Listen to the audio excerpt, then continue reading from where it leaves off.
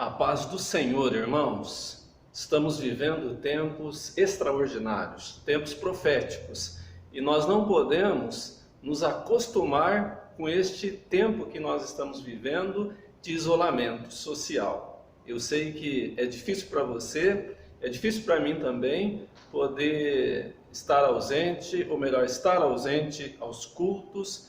E isto é algo que nos faz muita falta.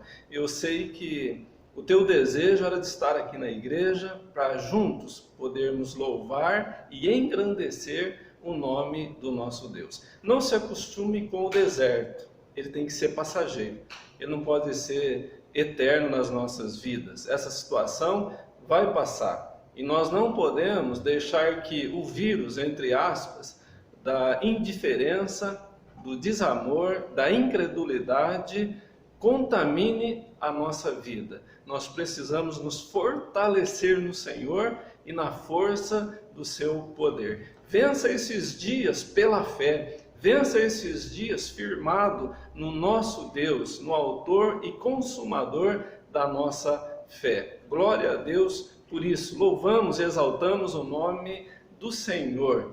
Esta semana nós vimos que muitas pessoas, elas nos procuraram e disseram do descontentamento que está em ficar em casa, não poder congregar. Mas é uma situação que nós não podemos mudar isso agora. Nós temos que continuar orando, esperando no nosso Deus. Fortaleça no Senhor, não deixe que a indiferença, o desamor, a incredulidade venha alcançar a tua vida. Não deixe que isso enfraqueça a tua fé, mas se fortaleça no Senhor. É tempo de se fortalecer. A Bíblia fala que o justo viverá pela fé, e é pela fé que nós temos que viver. Uma das estratégias do inimigo é colocar dúvida no nosso coração. Sempre foi assim. Ele fez assim com Eva, ele fez assim com Adão, ele fez assim com o próprio Senhor Jesus, quando estava se preparando para o ministério.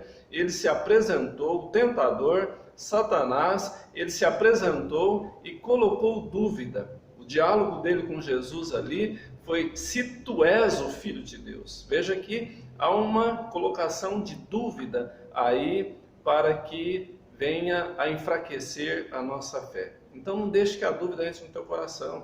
Lembre-se sempre, a palavra de Deus é verdade absoluta, é uma verdade total. Não parte da palavra é verdade, parte não é verdade. Toda a Bíblia, ela é inspirada por Deus, ela é o sopro de Deus para o homem. É a única coisa que nós temos tangível aqui na terra que Deus deixou para nós. É a palavra de Deus, é ela que nos alimenta, é ela que nos fortalece, é ela que nos purifica, é ela que ilumina o nosso caminho. Se você perceber um espírito de dúvida tentando aí, rondando a tua vida, repreende em nome de Jesus. Não permita que a dúvida entre no teu coração. A Bíblia fala assim, olha, sem fé é impossível agradar a Deus. Para agradar a Deus, nós precisamos crer firmemente que Ele é verdadeiramente, absolutamente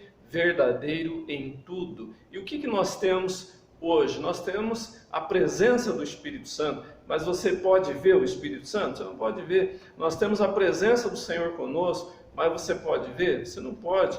A palavra de Deus, ela é viva, ela é eficaz. Nós temos a palavra. Leia, medite nela, coloque ela como um alimento diário na tua vida. Não me refiro aqui ao papel, porque se você colocar no fogo ele queima, se você colocar na água ele molha, mas é o teor, é o conteúdo da palavra é que é poderosa. Esse conteúdo aqui, essa mensagem, ela é transformadora, ela muda o coração do homem, ela faz da pessoa completamente outra pessoa, nascida de novo, nova vida, novas perspectivas, novos valores que vêm para a vida da pessoa através da palavra de Deus. Então não duvide da palavra, não duvide da igreja. Se você está descontente porque a igreja está fechada para culto, eu também estou descontente. Não estou aqui alegre por poder pregar para bancos vazios, quando a gente estava acostumado a pregar para a igreja cheia de pessoas. Agora a igreja está vazia, os bancos estão vazios, mas nós temos que crer que isso é passageiro, isso em breve vai voltar ao normal. E se Jesus voltar antes e buscar a sua igreja, melhor ainda, glória a Deus por isso, vamos estar na glória com o Senhor, nas bodas do Cordeiro. Então, se fortaleça, meu irmão, se fortaleça, minha irmã, não deixe que o vírus da indiferença, da incredulidade, contamine a tua vida. Você não pode se reunir para culto, mas você pode dar um bom dia, você pode dar uma paz do Senhor com o irmão. Não seja indiferente com o irmão, não seja indiferente nos relacionamentos. Procure estar em contato com os irmãos. Nós, os pastores, estamos todos os dias em contato, todos os dias pela rede social, a gente está se falando, todos os dias a gente está se atualizando aí nos noticiários, enfim, não fique isolado. O isolamento, ele é algo prejudicial para a nossa vida. Firme-se na palavra de Deus, valorize a tua igreja, valorize o teu irmão, valorize os relacionamentos, não deixe a frieza contaminar, não deixe a frieza envolver a tua vida, mas aqueça-se com a presença viva e poderosa do Senhor. Nós, os pastores, estamos nos esforçando, todos os dias temos culto online, todos os dias tem uma palavra de Deus para você, todos os dias você pode se alimentar da palavra do Senhor. Então valorize isso, não fique revoltado com a igreja, não fique revoltado com Deus, não é o nosso desejo. Deus te ama, a igreja está do teu lado, nós te amamos, busque a Deus e agora faça deste lugar aí um lugar de adoração para receber a palavra de Deus. Você está pronto? Está pronto aí para receber a palavra de Deus? Glória ao Senhor por isso. Quero orar por você, fecha os teus olhos.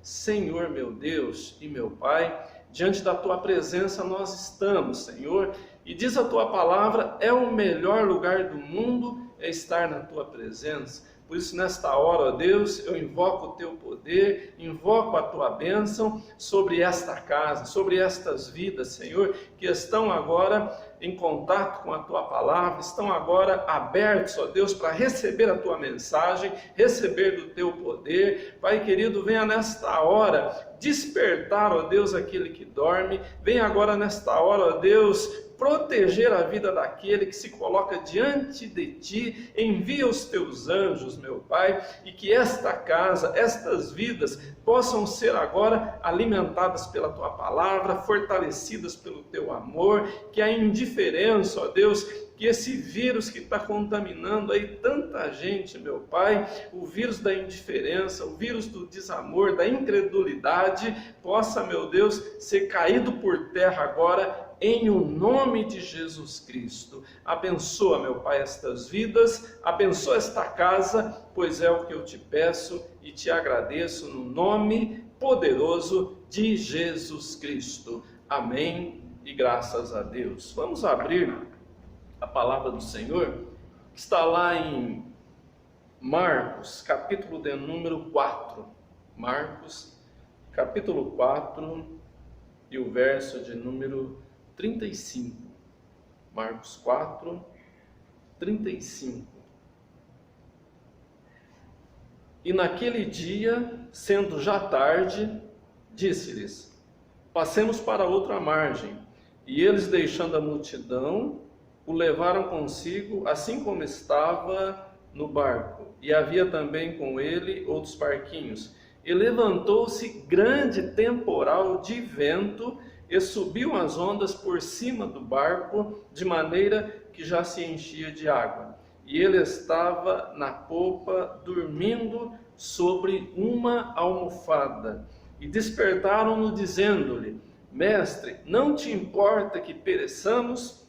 E ele, despertando, repreendeu o vento e disse ao mar: Cala-te, aquieta-te. E o vento se aquietou, e houve grande bonança. E disse-lhes: Por que sois tão tímidos?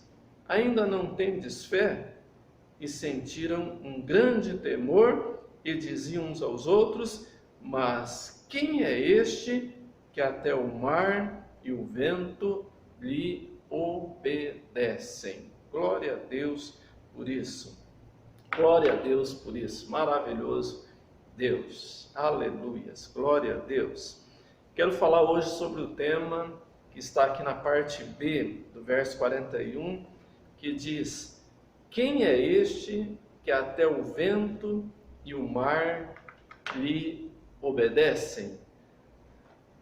O Senhor Jesus estava aqui num episódio da sua vida em que ele apaziguou uma tempestade, ele acalmou uma tempestade, e toda a Bíblia você vai perceber que ela não tem as palavras, os números, enfim, o que está escrito nela não é por acaso. Tudo tem um propósito, tudo tem um objetivo. Deus não colocou nada por acaso na Bíblia. Tudo tem o seu propósito e tudo tem o seu objetivo. Nós percebemos que quanto mais a gente estuda a Bíblia, mais interessante ela fica. Quanto mais eu procuro me aprofundar na palavra, mais eu gosto da palavra, mais eu vejo que essa palavra, ela não é uma invenção de homens, ela não é fruto da imaginação de alguém, mas ela é a própria palavra de Deus que é escrita, que é trazida para nós, que é revelada para nós. Veja você que a palavra ela está toda revelando Jesus Cristo, desde o começo até o final. Do Gênesis ao Apocalipse, nós vemos que a palavra, que Jesus ele está escondido entre as páginas, às vezes por tipos, por tipologias, ele está escondido, ele está nas páginas da Bíblia, ele está sendo revelado nas páginas da Bíblia, desde o Gênesis até o Apocalipse, às vezes ora assim revelado explicitamente, ora encoberto por tipologias, né? Então a Bíblia, desde lá do início, ela fala de Jesus. Deus tem um plano, né, para que o homem ele seja salvo, para que o homem ele seja alcançado por Deus. Nós vemos lá, por exemplo, em Mateus 1, capítulo 1, verso 21, quando o anjo ele aparece para Maria e anuncia o nascimento de Jesus Cristo. É interessante ali que você vai perceber que o anjo ele dá um nome para Jesus. É o próprio Deus que escolhe o nome de Jesus, né? Então você veja que não é por acaso isso. Jesus ele significa no hebraico Yeshua, que significa salvação. Veja, Deus colocou o nome no seu filho de salvação. Significa salvação. O propósito de Deus é salvação para o homem. E a salvação, como nós já dissemos aqui, no original, ela não é salvar apenas do inferno, da condenação do inferno, mas é muito mais que isso. A palavra é muito ampla, ela significa salvar de todas as coisas que são maléficas, que são destrutivas para a nossa vida. Então nós podemos aí ter a certeza, e não falar com dúvida, mas com certeza, que a salvação ela envolve também a nossa vida de saúde, a nossa vida de enganos, a nossa vida de egocentrismo, de egoísmo, de tantas coisas que são maléficas para nós. Então Jesus ele veio para salvar, ele veio para nos libertar, ele veio para trazer vida, e vida abundante. Glória a Deus por isso, glória a Deus por isso. O Evangelho, ele é a boa nova, ele é a boa notícia. No momento em que nós estamos vivendo uma enchente, um dilúvio de más notícias. Você liga a televisão, vai assistir os jornais ou a internet, tudo está falando de más notícias. Tudo está se referindo a esse coronavírus, a esse vírus, né, o Covid-19, que tantas pessoas hoje só falam nisso. O jornal, 90%, até mais, fala deste assunto. Mas o Evangelho é boa nova. O Evangelho não é má notícia, né? O Evangelho não está falando de morte. Enquanto a televisão está falando de morte, o Evangelho está falando de vida. Enquanto os noticiários estão trazendo pânico, o Evangelho traz a paz, a segurança. Glória a Deus por isso. Então nós vemos que na Bíblia, tudo que foi colocado tem um propósito, né? Às vezes as pessoas me perguntam, mas por que os evangelhos, um narra de um jeito, outro narra de outro, né? Por que um omite uma informação, outro acrescenta? tudo tem um propósito, né? Nós sabemos que os 3 evangelhos, né, Mateus, Marcos e Lucas, são chamados evangelhos sinóticos. Por quê? Essa palavra significa a mesma visão, né? O mesmo ponto de vista, né? Eles combinam, eles têm praticamente as mesmas informações, né? Diferente do Evangelho de João, o 4º Evangelho, que traz uma outra visão a respeito de Jesus, traz outros fatos, né? Dá um outro enfoque a respeito de Jesus, né? Cada evangelho apresenta Jesus de uma forma, mas não são contraditórios, não são evangelhos que vão entrar em contradição, pelo contrário, um acrescenta sobre o outro, um traz informações que completam o outro. É maravilhosa a palavra de Deus, ela é harmônica, ela não se contradiz, ela é a palavra do Deus vivo. Glória a Deus por isso, aleluias, glória a Deus, aleluias. Então a Bíblia fala que Jesus estava aqui, né, no texto que nós lemos, de Marcos 4, né,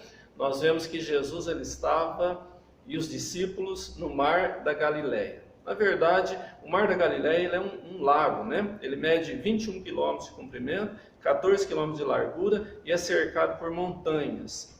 Muito propício para tempestades repentinas. Você veja que os discípulos eles eram pescadores profissionais, eles conheciam muito bem aquele lugar que eles estavam. Não era a primeira vez que eles estavam navegando ali, eles sabiam, né, das situações, da circunstância, mas nós vemos no texto que essa tempestade foi repentina, ela veio de uma forma que eles não estavam esperando, e eles ficaram apavorados, porque foi uma grande tempestade, as ondas estavam varrendo o barco, estavam a ponto de ir a pique, embora Jesus estivesse dentro do barco. Isso nos ensina muito, né? Isso nos mostra que a nossa caminhada neste mundo também é assim. Às vezes as coisas estão bem, às vezes a gente está com saúde, está empregado, está em paz, em segurança, mas de repente as coisas surgem, não é verdade? De repente as tempestades vêm, de repente o diagnóstico do médico não é nada agradável,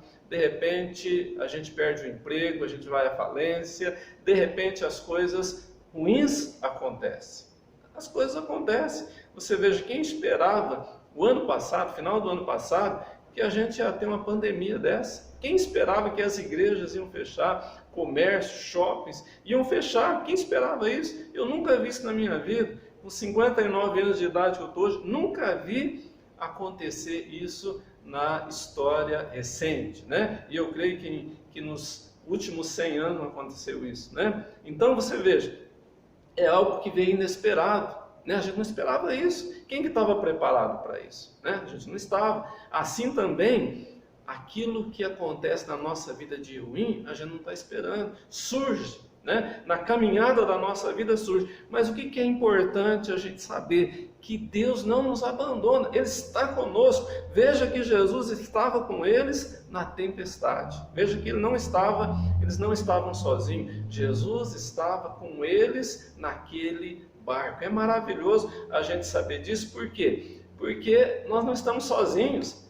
Às vezes a pessoa fica apavorada, em pânico e com dificuldade de crer, mas tenha certeza de uma coisa: Deus está conosco, o Senhor está contigo. Não temas, creia firmemente nisso, que o Senhor está conosco, a sua destra é favorável, Ele adestra as nossas mãos para a batalha, Ele está conosco, Ele nos fortalece, Ele é o nosso rochedo, é o nosso escudo, é o nosso baluarte, Ele é a firmeza da nossa vida. Fique tranquilo, o Senhor é contigo. Como que eu posso ter certeza disso? Porque o próprio Senhor disse. Ele não prometeu isenção de problemas. Ele não prometeu salvo-conduto.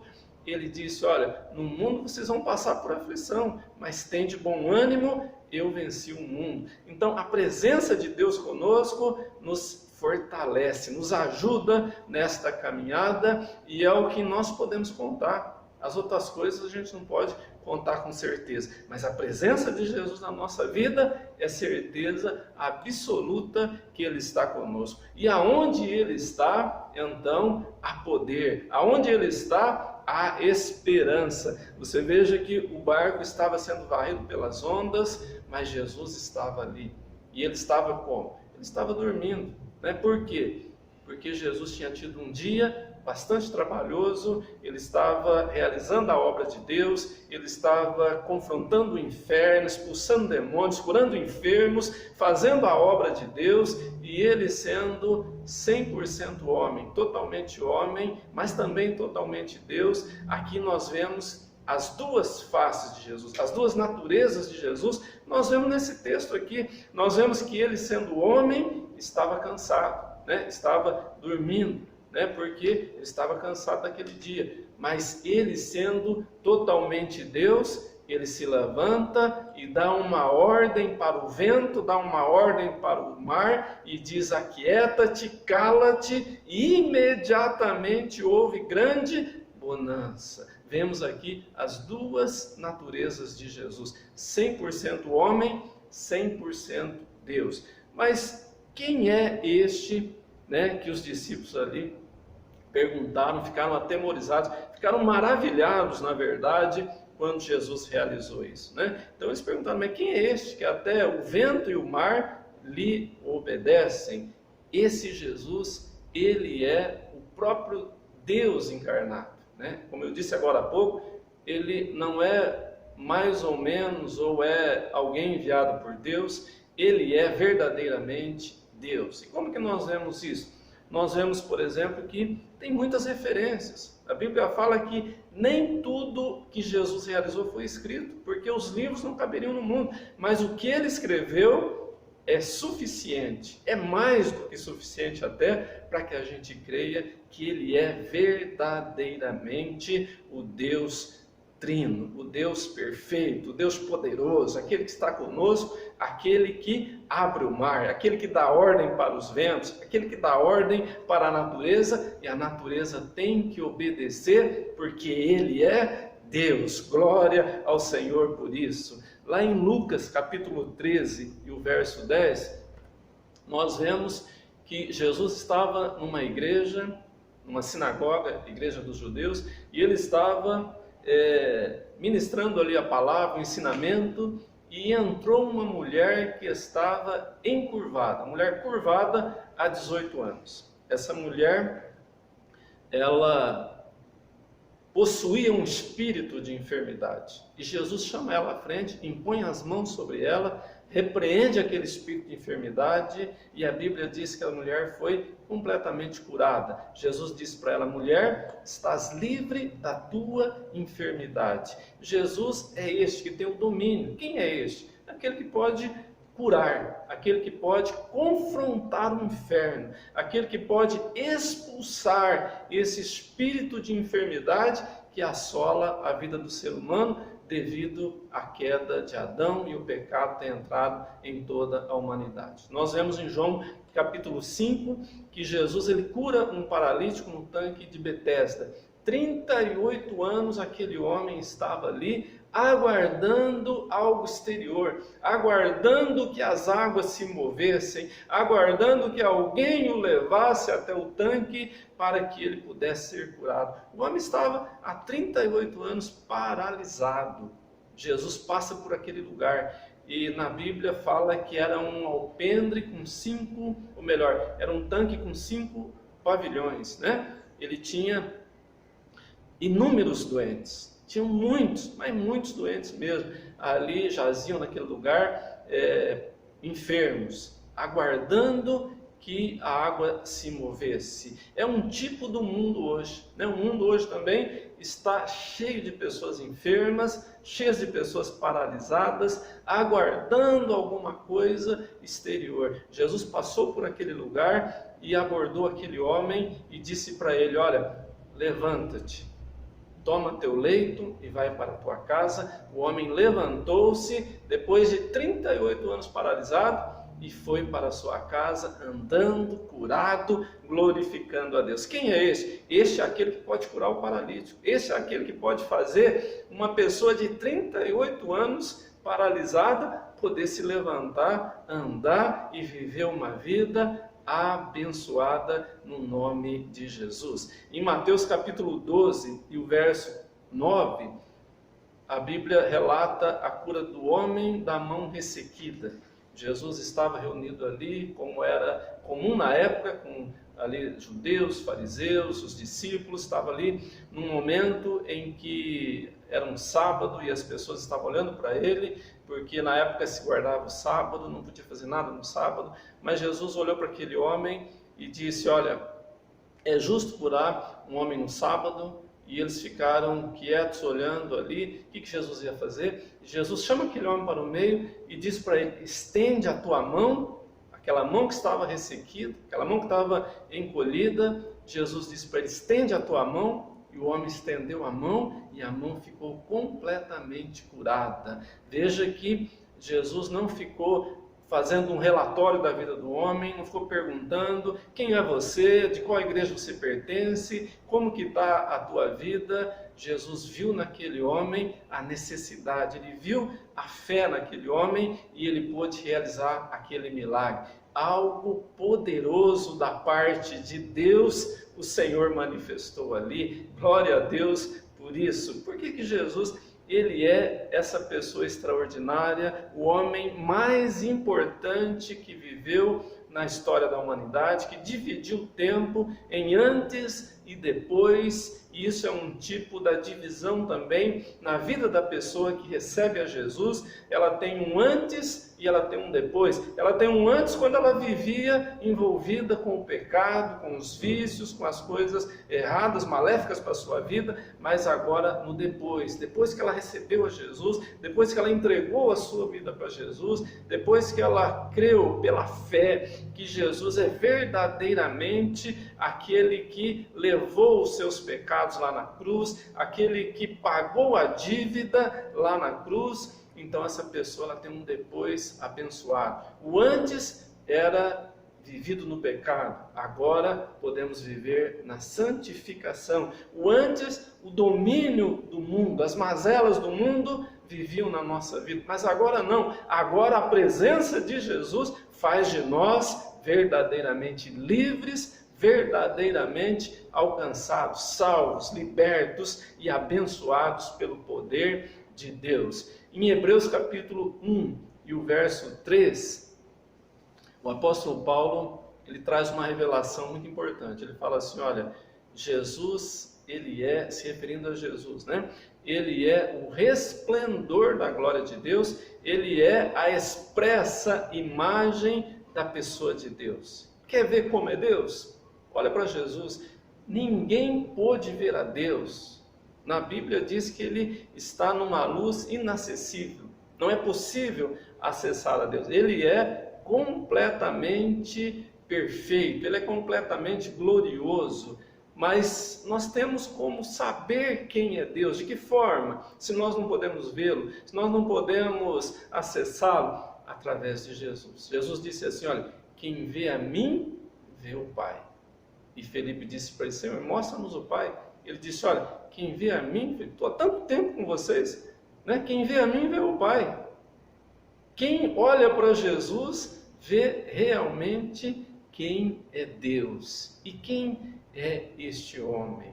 Ele é a expressa imagem do Deus poderoso. Ele é a parte visível do Deus invisível. Glória a Deus por isso. E como que é o nosso Deus? Muitas pessoas, elas têm uma imagem, elas têm uma ideia diferente do Deus que a Bíblia apresenta. As pessoas pensam que Deus, ele é mau, que Deus, ele está esperando uma oportunidade para poder te corrigir, para poder fazer justiça na tua vida. Mas não, a Bíblia fala que Deus, ele é totalmente bom, essencialmente bom. O homem, ele tem uma parte que é boa e ele tem uma parte que é má. Todos os homens são assim, né? Nenhum homem, quando eu digo homem, é claro, estou me referindo ao gênero, né? Homem, mulher, ser humano. Todos eles são uma parte, tem uma parte boa, tem uma parte ruim. Uns têm mais parte boa, outros têm mais parte ruim, enfim, há um misto, né, disso. Já o diabo, ele é essencialmente mau. No diabo não tem nada de bom. A gente vê que às vezes as pessoas são enganadas, né? Às vezes a pessoa fala, o diabo também faz coisa boa. Ele não pode, porque a natureza dele é má, é caída. O diabo não tem nada de bom. Mas a Bíblia fala que Deus, ele é verdadeiramente bom, absolutamente bom, 100% bom. Em Deus não existe nada imperfeito, não existe nada de maldade, não existe. Deus é bom, Deus é maravilhoso, Deus é glorioso. Às vezes as pessoas me perguntam, mas por que Jesus não veio ainda? Né? Por que está demorando tanto? Porque a Bíblia fala que nós estamos nos últimos dias, mas Jesus não vem. Aguardava-se o ano 2000, o ano 2000 não passaria. Quem viveu essa época como eu vivi, a gente ouvia muito falar isso, né? Que o ano 2000 era o ano em que o mundo ia acabar, ou que Jesus ia voltar, enfim, era um tempo que ia marcar uma mudança. Mas o ano 2000 passou, o ano 2005 passou, o ano 2010 passou, nós estamos no ano 2020 e Jesus não voltou ainda. Por quê? Porque Deus, ele é bom, ele está esperando, ele está te dando oportunidade para você aceitá-lo, para você viver uma vida com ele. Olha que interessante isso que eu quero compartilhar com você aqui. Em Gênesis, capítulo de número 5, conta a história de Enoque. Quem era Enoque? Enoque era um homem que a Bíblia fala que andou com Deus, né? Ele é um tipo da igreja que vai ser arrebatada, porque Enoque não morreu, ele foi trasladado, ele foi arrebatado, Deus o tomou para si, não se viu mais Enoque, ele não morreu. É o tipo da igreja que vai estar presente quando Jesus voltar.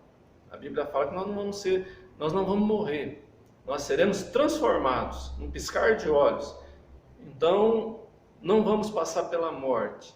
Se Jesus volta na nossa geração, porque eu creio que é bem possível Jesus voltar na nossa geração, não vamos morrer, vamos ser transformados, vamos ser arrebatados. Enoque foi arrebatado, ele é um tipo da igreja salva, né? Um tipo da igreja que vai subir com o Senhor nos ares. Mas olha que interessante, Enoque, ele viveu 365 anos. Com 65 anos ele teve Matusalém. Matusalém, quem conhece um pouquinho de Bíblia, sabe que foi o homem que mais viveu na história da humanidade. Agora, presta atenção, vá anotando isso daí. Olha, Enoque viveu 365 anos. Matusalém viveu 969 anos. Matusalém gerou Lameque. Lameque viveu 777 anos. E Lameque gerou a Noé. Noé viveu 950 anos, né? Com 600 anos, Noé construiu a arca, né? Ele terminou a arca com 600 anos quando veio o dilúvio. Depois que veio o dilúvio, ele viveu mais 350 anos, né? No total de 950 anos. Então, veja bem, por que eu estou te contando isso? Porque aqui tem uma revelação importante de Deus. Você vai perceber por que essa revelação de Deus é tão importante? Porque isto evidencia o amor de Deus para com as nossas vidas. Às vezes a pessoa tem uma ideia errada, falsa de Deus, pensa que ele está distante, pensa que ele criou todas as coisas e deixou para o homem tomar conta. Não, Deus, ele é presente, ele te ama com um amor verdadeiro, sem igual. Veja que o profeta Isaías, lá no capítulo 9, verso 2, ele fala assim, olha, o povo que andava em trevas viu grande luz.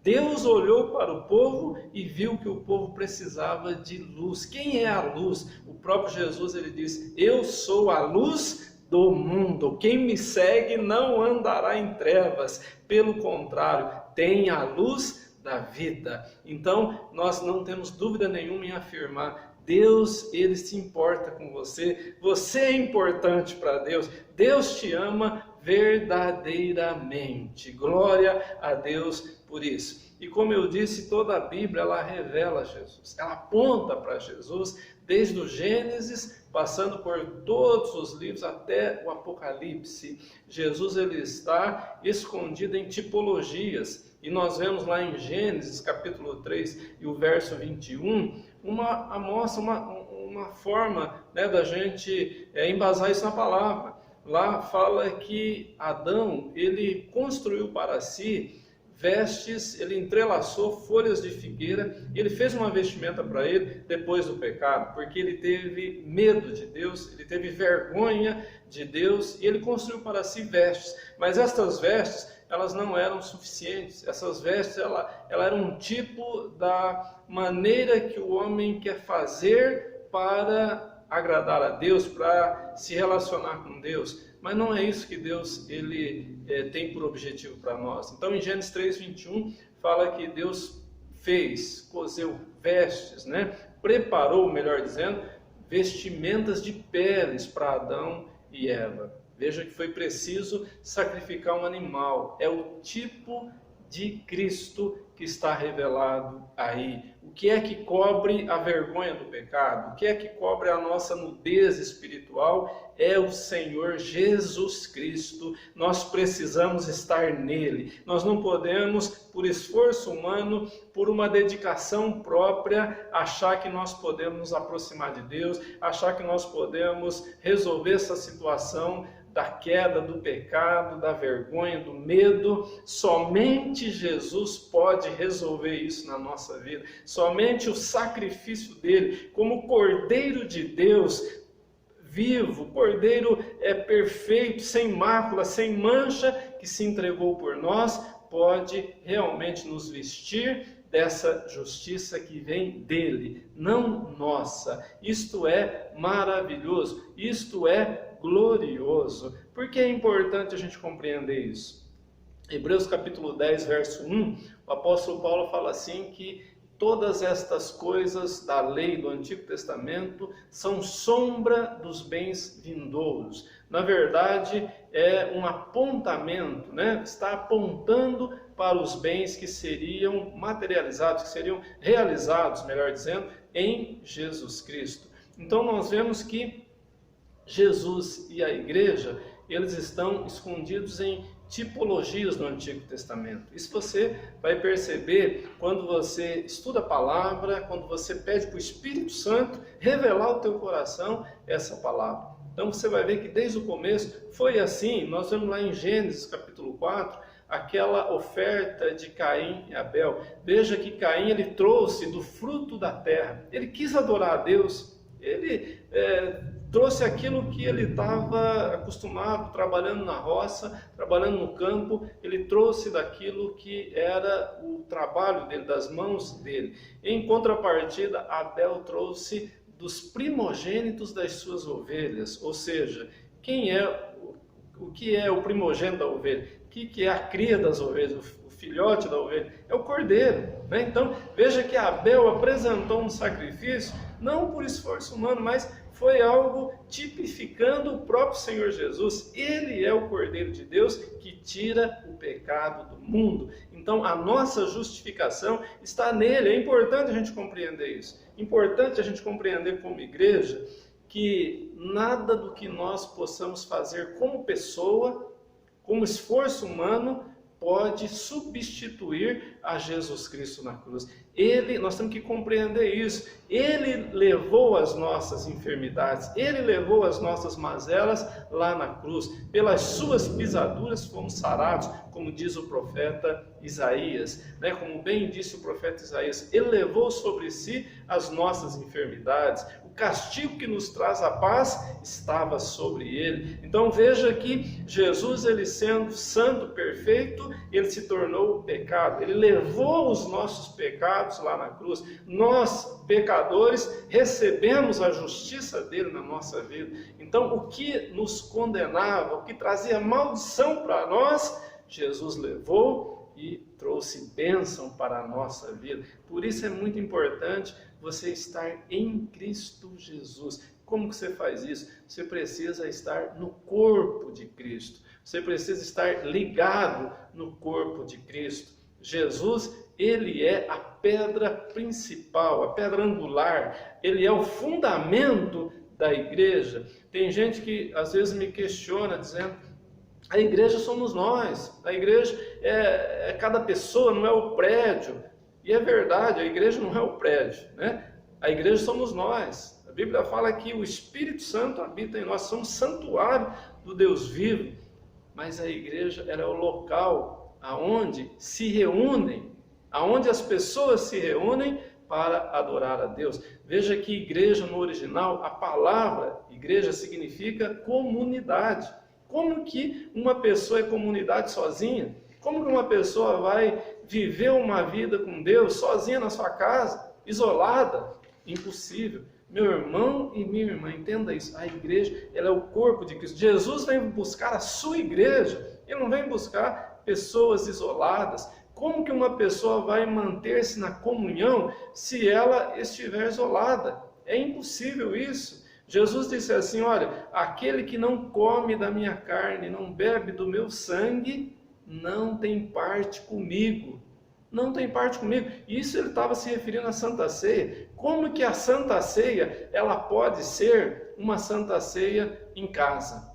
A Santa Ceia é comunhão. A Santa Ceia na igreja, é juntos que nós glorificamos a Deus, é nessa unidade, é nessa comunhão que Deus ele se alegra e a igreja ela é fortalecida. Então o Antigo Testamento tem muitas tipologias a respeito de Cristo e a respeito da igreja. Quero compartilhar mais algumas com você, porque o nosso tempo não permite compartilhar todas, né? Em Gênesis 22:13, você vê lá que Gênesis 22 é a prova de Abraão. Deus provou Abraão nesse capítulo. E no versículo 13 fala que Deus então providenciou um carneiro, né? Quando Abraão ali ele levou seu filho Isaque para sacrificar, né? Para oferecer a Deus como Deus tinha pedido. E ele preparou tudo, ele preparou a lenha, ele preparou o menino, colocou o menino ali, amarrou o menino ali para fazer então o sacrifício.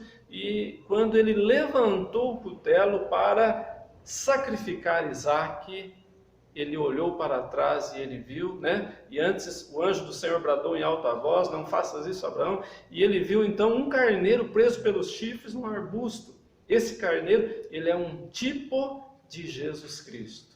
Jesus é o Cordeiro. Jesus é aquele que se ofereceu em nosso lugar. E é interessante que no texto que eu citei de Gênesis, a Bíblia fala que Abraão pegou aquele carneiro e ofereceu em lugar do seu filho. Fala nessas palavras, ofereceu em lugar do seu filho.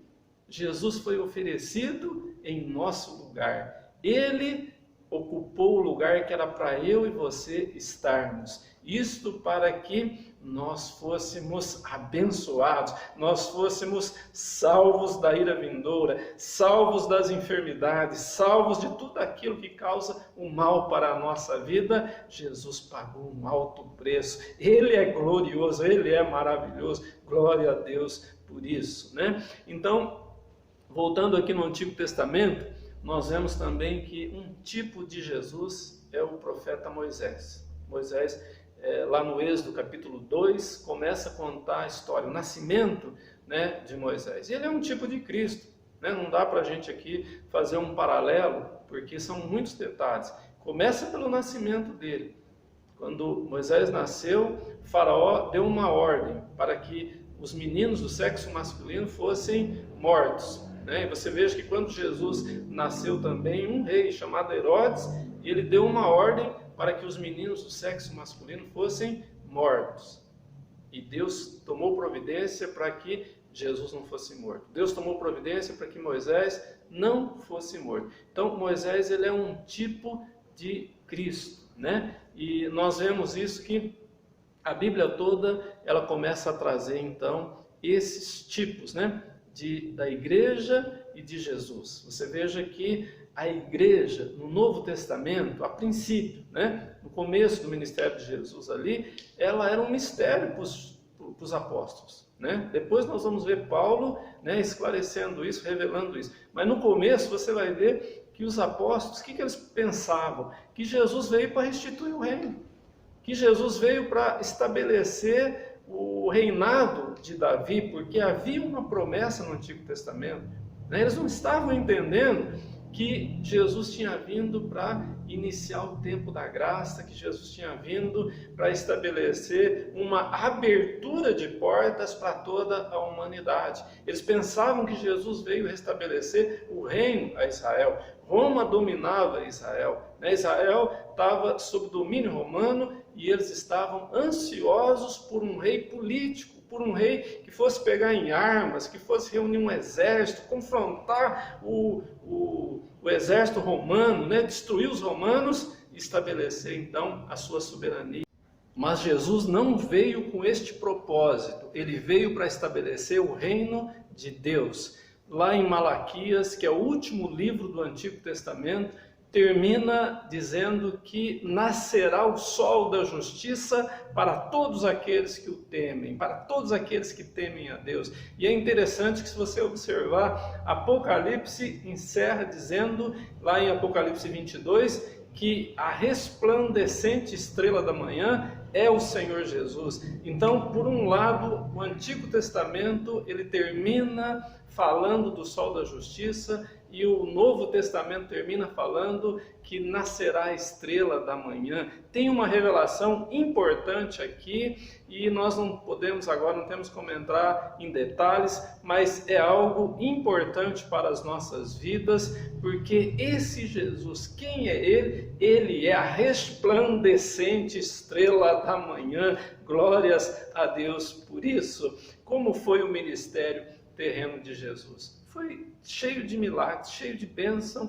O João, o apóstolo, o quarto evangelista, ele fala que Jesus realizou sinais. Ele não usa a palavra milagres, como usa os outros evangelistas. Mas esses sinais, o que é um sinal? Aponta para algo que está próximo. O reino de Deus, Jesus diz, está próximo. Os sinais mostram isso. Certa vez, João Batista estava preso e ele mandou 2 discípulos perguntar para Jesus: és tu verdadeiramente aquele que havia de vir, ou nós temos que esperar outro? E Jesus responde lá em Mateus capítulo 11, versos de 1 a 6, Jesus responde de uma maneira muito linda, né? Muito enfática, muito poderosa. Ele diz assim, olha, podem falar para João o seguinte, olha, Jesus diz assim, olha, os cegos veem, né? Os coxos andam, os leprosos são purificados, os mortos são ressuscitados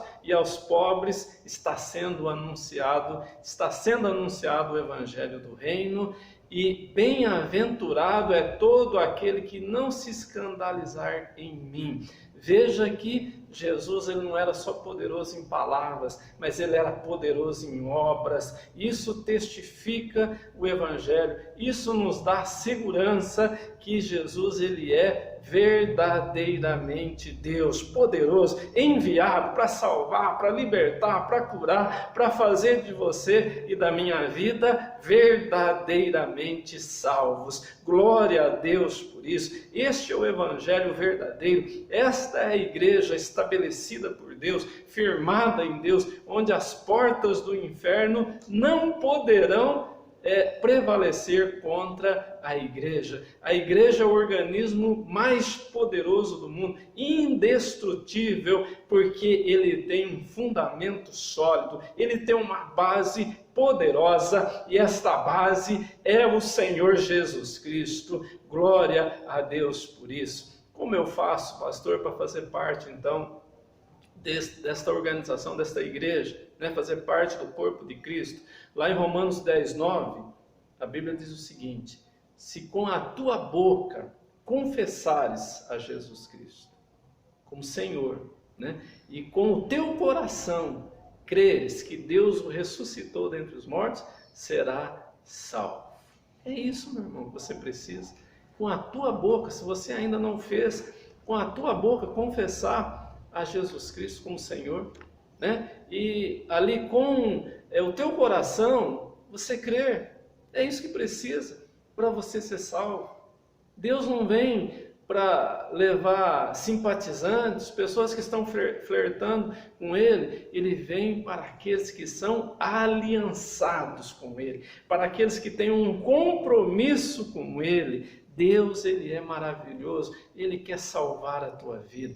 Quem é este que até o vento e o mar lhe obedecem? Ele é o Salvador, ele é aquele que pode te conduzir na presença de Deus. Você pode até admirar muitas pessoas, você pode até admirar. Admirar é uma coisa, seguir é outra, adorar é outra. Admirar, a gente pode admirar pessoas, mas seguir, a gente segue a Jesus Cristo. Ele é o nosso Senhor, Ele é o nosso galardoador, é Ele que é o nosso alvo, é Ele que é o nosso objetivo. Então se coloque assim na presença de Deus. Se você que ouviu essa palavra e você quer receber a Jesus, eu quero te convidar, você aí que sentiu que essa palavra falou com você, que essa palavra veio de Deus para a tua vida e você ainda não fez, você quer entregar a tua vida a Jesus. Então, vou te convidar a você fechar os teus olhos, colocar a mão no teu coração e assim com a mão no teu coração, você pode fazer essa oração. Senhor, meu Deus e meu Pai, eu entrego a minha vida a Jesus agora. Eu creio que Ele é o Senhor, que Ele é o Salvador. Eu confesso a Jesus agora com a minha boca e com o meu coração, eu creio agora que o Senhor o ressuscitou dos mortos. Eu creio que Ele é o meu Senhor. Eu recebo como meu Senhor e Salvador da minha vida. Em nome de Jesus, assim pela fé, com a sua mão no coração, com a fé, creia firmemente, e a Bíblia diz que aquele que assim o faz, está salvo. Em nome de Jesus, amém e glória a Deus. Graças a Deus, graças a Deus. Se você fez essa oração com fé, a partir de agora, a tua vida segue um outro rumo, um outro destino, né? As coisas do mundo se passaram e tudo se fez novo na tua vida. Glória a Deus por isso, glória a Deus por isso. Quero orar também pelos que estão desviados, né? Aquele que às vezes está aí com você na sala, aí onde você está, às vezes está distante. Eu vou pedir para você levantar a tua mão assim na direção dessa pessoa.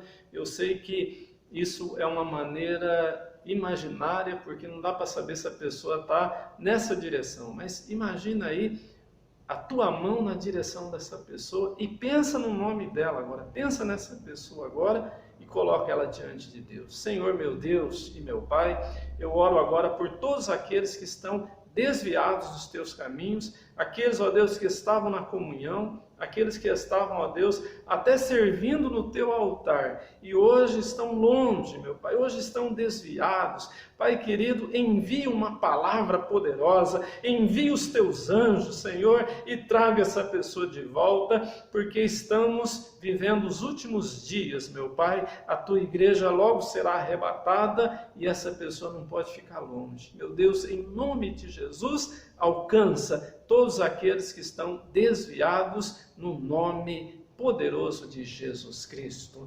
Amém e graças a Deus. Quero orar pela vida de você que está na igreja, está se sentindo desanimado, está se sentindo enfraquecido, está se sentindo desvalorizado, para você que está aí lutando para não cair da graça, você que está lutando para se manter firme na presença de Deus, né? Fecha os teus olhos, coloca a mão assim na tua cabeça e ora comigo agora. Senhor meu Deus e meu Pai, eu coloco diante de Ti agora a vida dessa pessoa que pertence, ó Deus, ao Teu rebanho, que faz parte da Tua família, mas que está se sentindo, ó Deus, desanimado, está se sentindo, ó Deus, desvalorizado, enfraquecido. Meu Deus, fortalece agora, desperta agora, ó Deus, que o inimigo não prevaleça contra essa pessoa, que o inimigo seja destituído, destruído agora, caia por terra esse demônio, ó Deus, esse inimigo que quer afastar essa pessoa, que quer destruir essa pessoa. Guarda, ó Deus, esse crente, guarda, ó Pai, essa pessoa que está lutando aí na Tua presença, no nome poderoso de Jesus Cristo. Abençoa, Pai, é o que eu te peço, agora e sempre, em nome de Jesus. Amém e graças a Deus. Louvado seja o nome do Senhor. Levante as tuas mãos para o alto e receba a bênção. Feche os teus olhos. Senhor meu Deus e meu Pai, que a tua graça, que o teu poder alcance esta vida, esta casa, que as bênçãos dos céus agora, Deus, sejam derramadas sobre cada vida no nome poderoso de Jesus Cristo. Que a graça do nosso Senhor e Salvador Jesus Cristo, o grande e eterno amor de Deus o Pai e as doces e meigas consolações do teu Espírito seja com toda esta casa, com toda esta vida, no nome glorioso de Jesus Cristo, e todos os que creem digam comigo, amém. Graças a Deus. Deus te abençoe.